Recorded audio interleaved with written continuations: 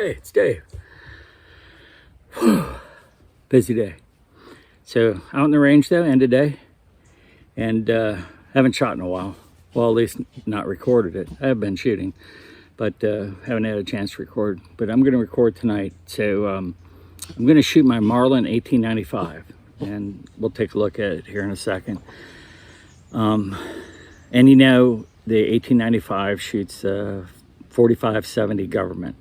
And so let's just take a look at that bullet here for a second. So right there is the 45-70, and next to it, it's a 30-06. Next to it's the 5.56 NATO, and then 7.62 by 3.9. So 30-06, standard for deer hunting for a long time. You can see 45-70, a little bit bigger, right? In fact, it's quite a bit bigger, especially when you look at it from that perspective. And the size of the bullet. So this is a 300 grain bullet. My 30-06, I usually shoot 150 grain. So half the size bullet. Makes a big difference. So bigger, it's a big cartridge. They call it big bore cartridge. Big bore, not big boy, big bore. And that's because of the size of the bullet this thing shoots downrange. It's got a muzzle velocity. Usually they're over like 2,000 feet a second. Let me see if this box has their ballistics on it. Yeah. So at the muzzle, the velocity is 1850. This is the Federal 300 grain. That is not what I hunt with. I hunt with Hornady 325 grain.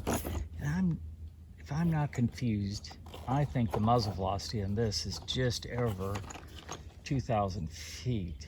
Yeah, 2,000 feet per second is the muzzle velocity on the round I use, which is the Hornady Revolution. And I hunt with the 325 grain. It's the only thing I've used, and there's a reason why. You'll see in a minute. So this is not my hunting round. In fact, I got it just because 45-70 was really scarce, and at a time, these bullets were well over $3 a round. I just bought 20 of them for $50, so it's about $2.50 a round. So they're down a little bit, but still, it's very expensive. So we're gonna be somewhat conservative on how much lead we throw down range, but we'll do enough rounds to show its capability. All right, let's load up a few rounds.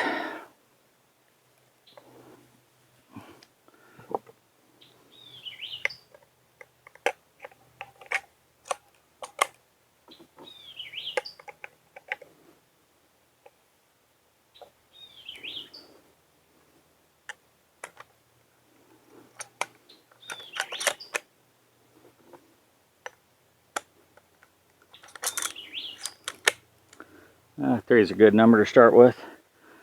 Keep in mind, that's around $9 in there. All right, so first shot's gonna be, I'm gonna put one on paper. I'm gonna sit at the bench, I think. So I'll be sitting at the bench, but I won't be using a bench rest. Only because I'm tired tonight. So. All right, Lily, get out of the way, baby.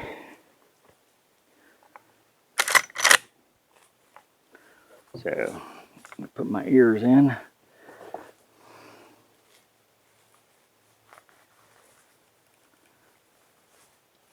This one makes a bit of a noise. All right, so anyways, being a lefty that I am,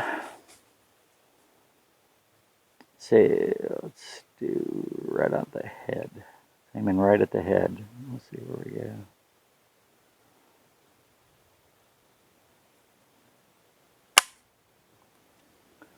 Oh, Dave, you have it on safe. You're so clever. Safety works. All right, try this again. Aiming for the head.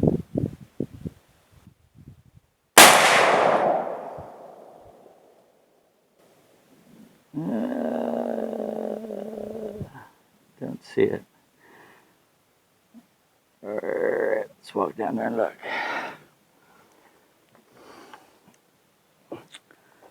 Yes, I have not still empty. Cartridge. If I want to run it. Let's go back a little bit. Makes a noise. Let's see. Looks like I am shooting. So here's where I was aiming, and here's where it hit. So right to the, I'm shooting a little to the left. That could be me. I might have pulled it. So anyways, I'm gonna put some on, two on that steel target down there, and then we'll blow a few things up. Yeah, no. Right. So for the steel target, probably just free-handed. Get from up here. I'll probably do the bench. Oh, look, come on, come on. Look, come on, all right. All right, so there's a steel target down there. And I measured that. I think it's right around 75 yards. So let's see if we can put one on it. I think all my safeties are off.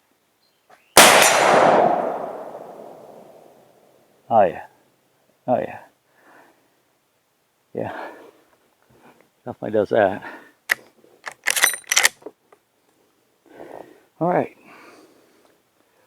So I got another steel target. And I don't know if you guys can see it. It's an orange one. Got some rust on it. You see that? Flipped it up. That is awesome sauce. It is the Marlin at the time. Oh, look at that tick. At the time when Remington. I bought this in 2017. Remington took over Marlin in 2007. And it wasn't sold to Ruger until, I think, 2020. So this is the fit and finish of the Remington. And you can see, it's pretty good. I have no complaints, really. It's a little ding right there, but I mean, overall, it's in really, and I hunt with this. I mean, at the end of the hunting season last year, this thing was covered in mud. So, anyways, and then I do have a scope on mine. So, I put it's a Cabela's, but what's unique about it, it's the Cabela's scope 44570, and you can see, I don't know if you can see that right there. So it's a 39 by 40, but it's 44570. And so with that scope, I got it zeroed in. I don't mean to show you upside. I got it zeroed in for this lever revolution round at 325 grain, and it's pretty accurate. So the other thing that's cool about the round, it's called a straight walled round. You can see that, right? There's no indentations in it at all. It's just got a rim at the bottom. And if you look at the 30-06, see how it's got indentations?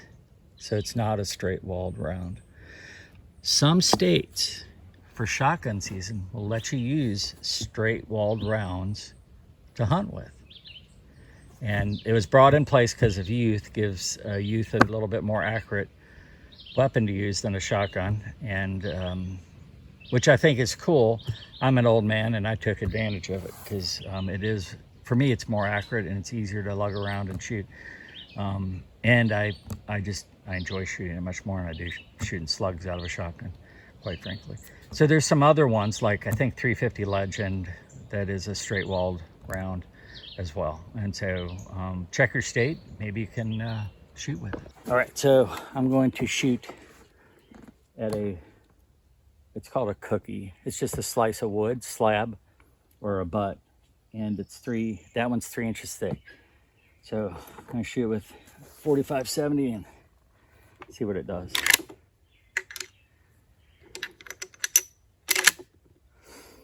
All right, here we go. See if it'll blow it apart. I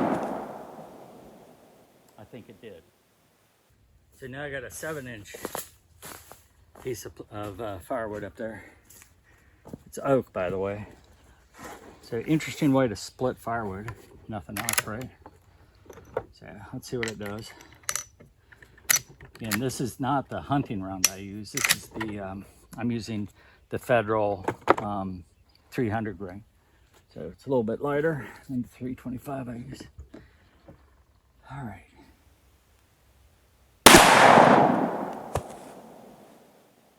Interesting.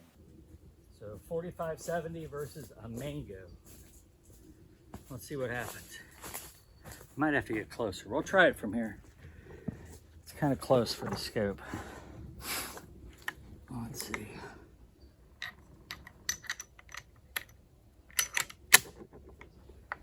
All right, Mr. Mango. Let's see if we can take you down. I don't know if I got it. I think I missed it. Yeah, I didn't hit the mango at all. Oh, look. But here's the... Oh, how interesting. Wow, it's hot too. The shell... Here's the bullet. Look at that. Nice big wad of metal. I don't know what it hit because I hadn't seen the camera, but that's pretty cool. All right, let me get closer. Check that out. Piece of lead. All right, I'm gonna get closer to it. So I'm gonna put you right here. See if we can't get you right there. I don't want to waste any more shots than I got to at $3 a round. All right, let's see what we can do.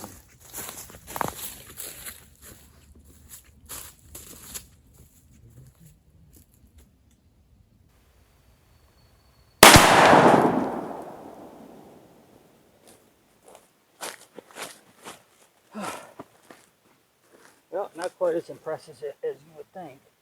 Definitely took the top of it off. So let's leave that one up there. Let's put another one up. So we'll do 2 mangoes. Like that. Right next to it. Let's see if we can't get a little bit better. Where it hit, it blew the top of it off, which is kind of cool.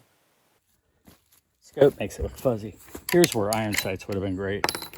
And sadly, the scope is such, I can't see my iron sights. So, it's all right. It is what it is, as they say. Nothing else, I just get really close. So, hold right on. All right, so let's see what we can do.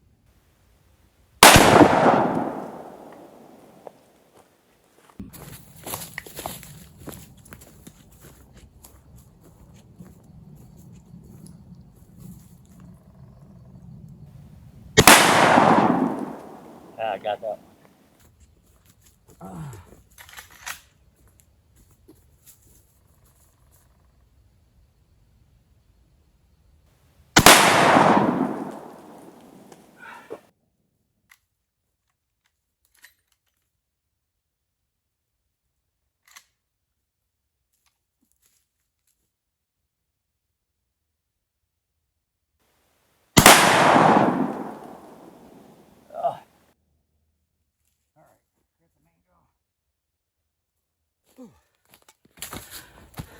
I'm gonna use half these rounds. I've already used over half. David.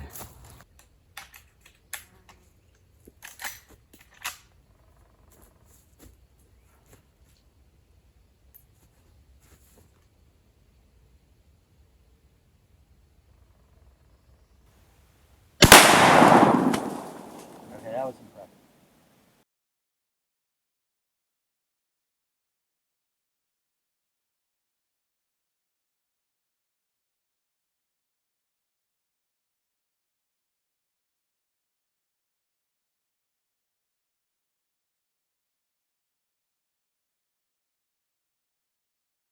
Yeah, so that's the Marlin 1895, and so yes, it's actually from a gun that was created in 1895 and shot a variety of big bore calibers, including a 4570.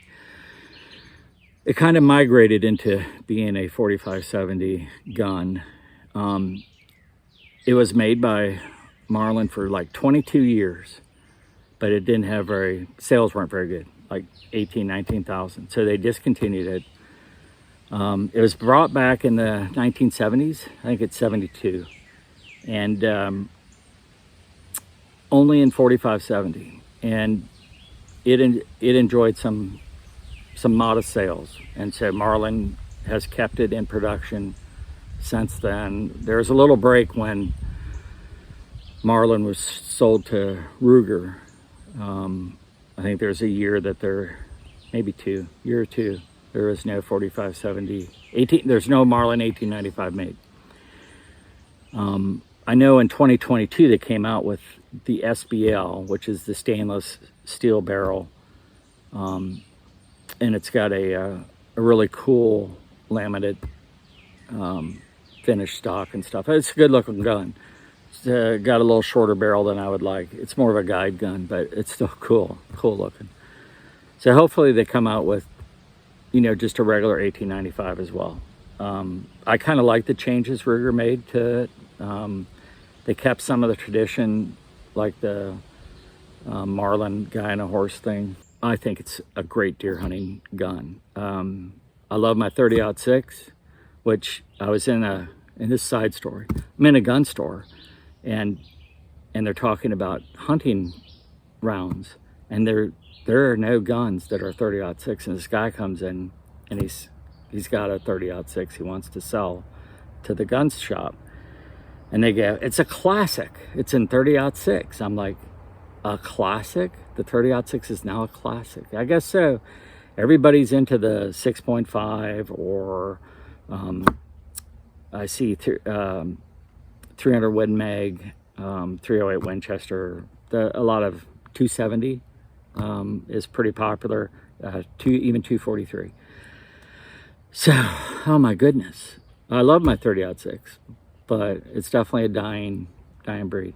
And we should bring it out and shoot a couple rounds with the 30-06. Hey, before I forget, side note here, I have stickers. And if you want one, just leave me a comment. Tell me you'd like a sticker or two, and I'll send one. I just want to promote the channel. I would like to get to 1,000 subscribers. I've been hovering around, I've been in the 300s longer than, well, been a while. So I'm like 358, slowly going up. I mean, maybe one a week. So anyways, and I'm not the greatest guy at promoting stuff, but I do think if you have one of these and you share it with a friend, so if I send you two and you shared one with a friend and said, "Hey, check out this guy's channel," maybe I could get more subscriptions. Just a thought. All right, end of that. Back to the shooting. All right, so yeah, that's my 4570, the Marlin 1895. It was my retirement gift to myself. What a great gift. I enjoy shooting it. Does it pack a wallop? It does. But when you shoot it, you're pretty much sure what you hit is going to go down. And saw that a little bit. Interesting how well, I guess it makes sense. On the 7-inch, I'm not shooting full metal jackets. I'm shooting hollow points. And so it did what it's supposed to. It just mushroomed, which I think is what you would expect. So that part's cool too, to see that in action. All right, and we got to see a pineapple blow up. So thanks for watching. I appreciate it. Try and make kindness your business. How can a guy who shoots talk about kindness? Because there's no correlation there. I enjoy shooting sports, but I still have a kind heart. I think it's my responsibility to help my fellow mankind, and I would hope most people do. And so reach out and help somebody, and show them what you're made of, that you care about them. And I think it goes a long way. Anyways, that would be my message. That's my message today anyways. Have a great week, and Dave out.